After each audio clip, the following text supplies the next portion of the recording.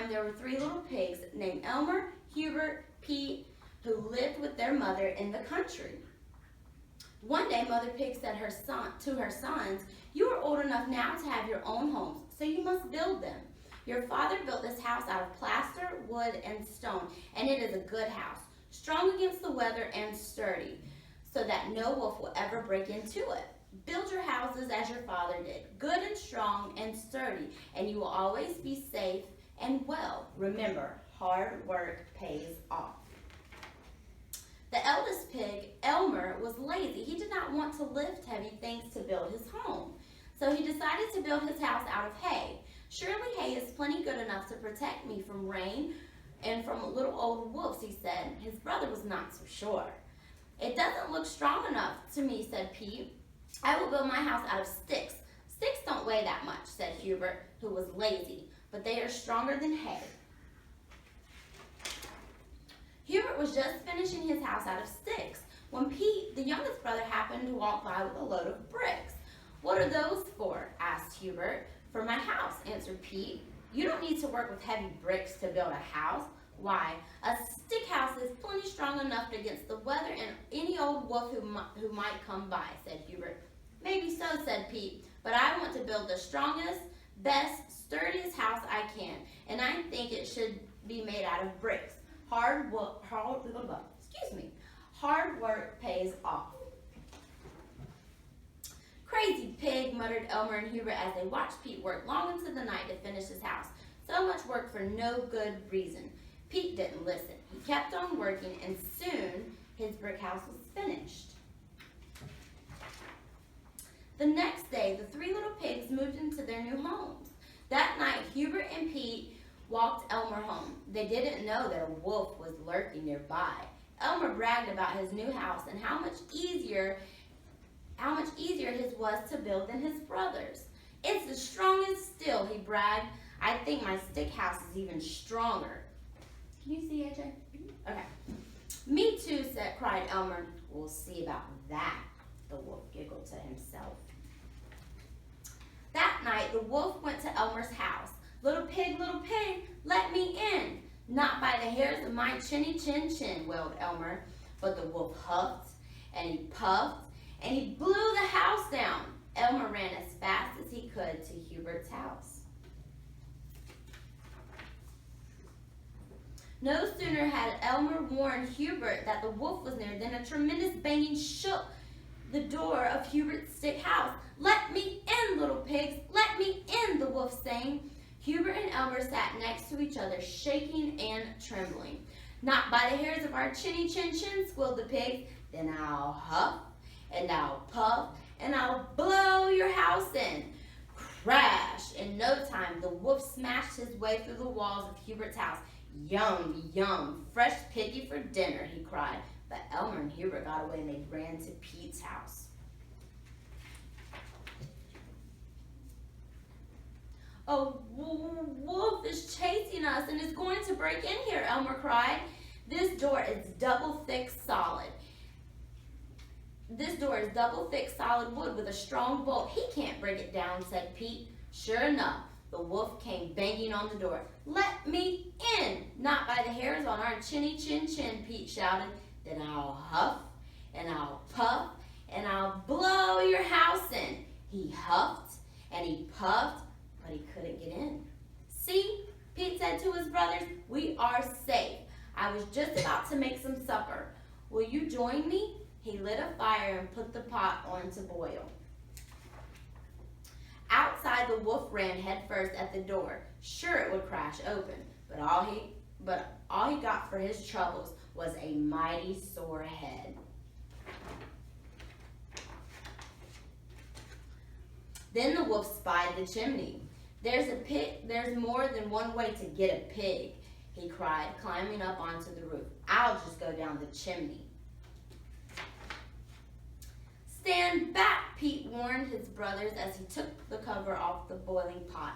They listened as the wolf slid down the chimney and saw him land with a mighty plop. "Yeah!" the wolf cried. Pete opened the front door and the wolf ran out of the house and over the hills far, far away. You can stay with me while you build your new houses, Pete told his brother, but this time you have to promise to work hard and build them strong and sturdy. Okay, so that was the Three Little Pigs. Boys and girls, thumbs in the air when you're finished writing your story elements down. Give Logan or Joey and Lee about 10 more seconds.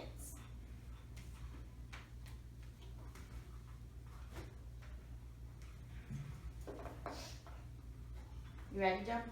All right. So now, boys and girls, we're going to read the true story of the Three Little Pigs. So if you want to get your second sticky note ready.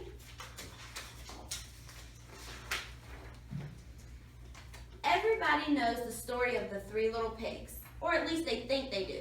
But I'll let you in on a little secret. Nobody knows the real story because nobody has ever heard my side of the story. I'm the wolf, Alexander T. Wolf. You can call me Al. I don't know how this whole big bad wolf thing got started, but it's all wrong. Maybe it's because of our diet. Hey, it's not my fault wolves eat cute little animals like bunnies and sheep and pigs. That's just the way we are. If cheeseburgers were cute, folks would probably think you were big and bad too. But like I was saying, the whole big bad wolf thing is all wrong. The real story is about a sneeze and a cup of sugar. This is the real story.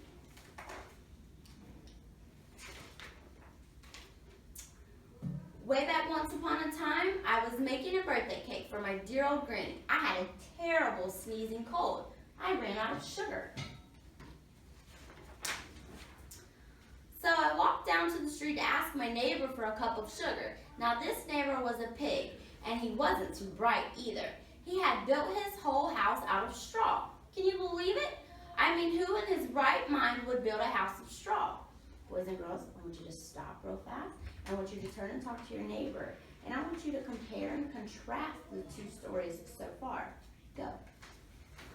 They both have a straw house. They both have a wolf. They both have a pig so far.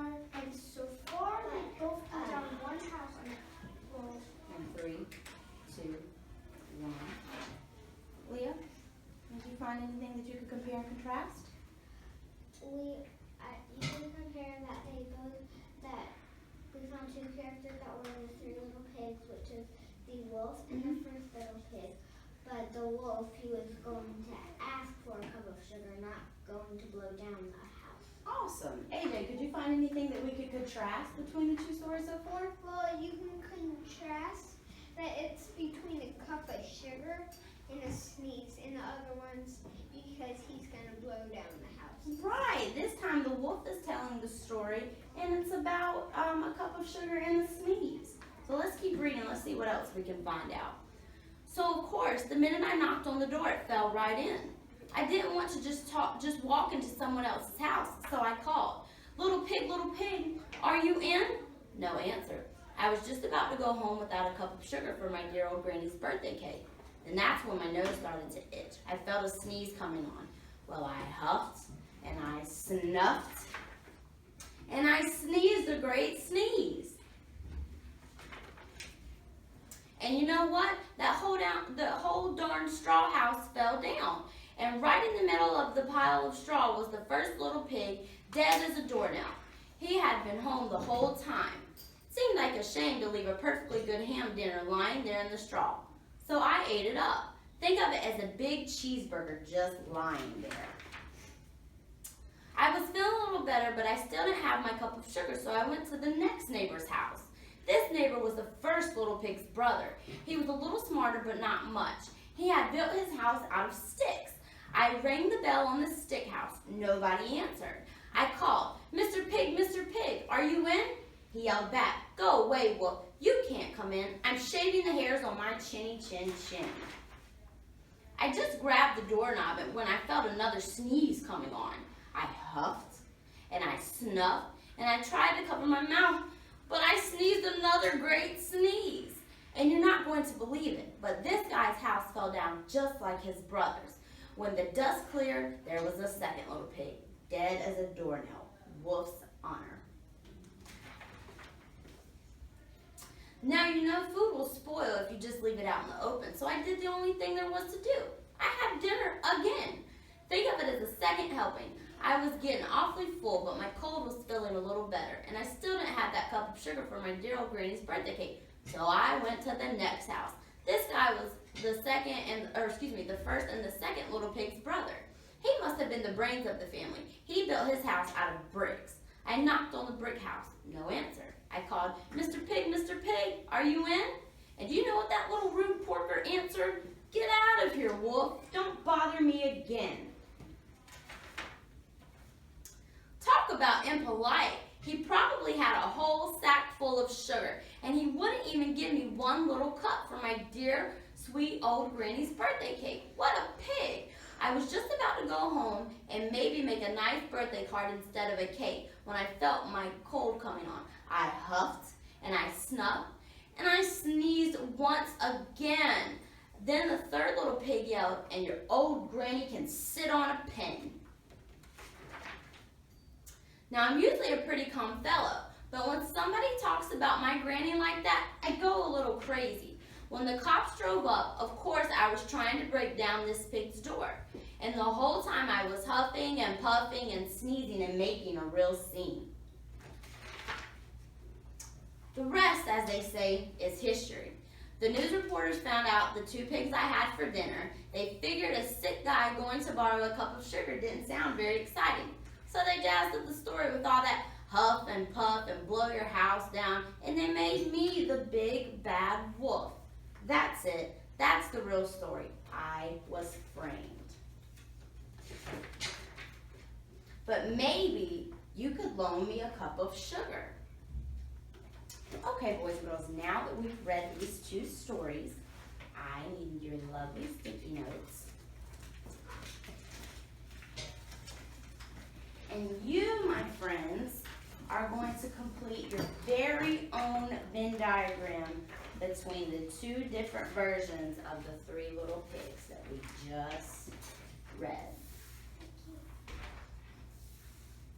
Boys and girls, look at me real quick. Eyes on me, hands are free.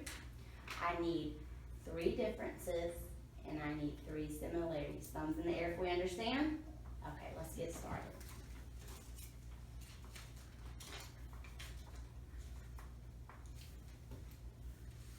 And I'll leave the 2 to the side.